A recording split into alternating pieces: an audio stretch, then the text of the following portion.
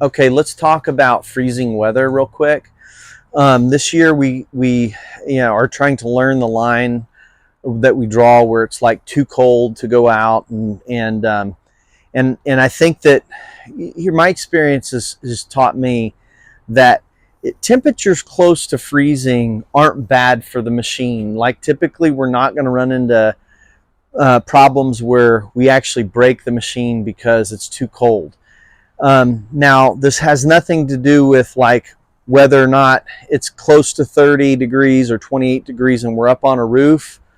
That gets into different kind of problems where you're slipping. Okay, so that's different from what I'm talking about right here. Right now, I'm just talking about literally damaging the equipment because it's too cold.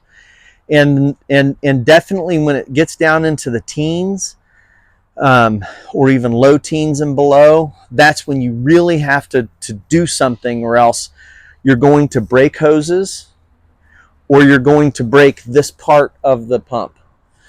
And let me talk about this part of the pump real quick.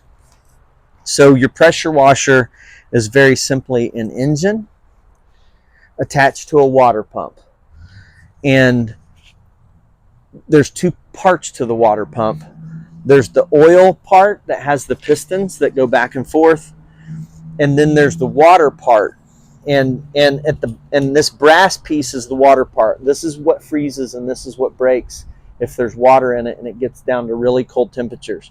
Because down here at the lower part, it sucks the water in, and at the higher part, it pushes the water out into the hose. And so if it's going to be a really cold night, what you want to do is you're going to want to disconnect your high pressure hose, your high pressure water hose, which will attach right here. You're going to want to take it off at the back of the machine. And while you have the machine turned off, pull the rope a couple of times, and you see it'll push whatever water is in this chamber, it'll push it out. And then that way, now there's a little bit of air in it, in this pump. And if water freezes, chances are it won't actually break that brass piece. The other thing that gets damaged is the hose that's on the hose reel.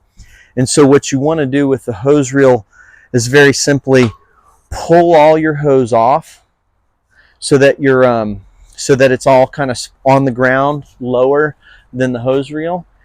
And you guys know that at the top of the hose reel is your pressure washer hose. I'm sorry. The bottom of the hose reel is your pressure washer hose. The top is your garden hose.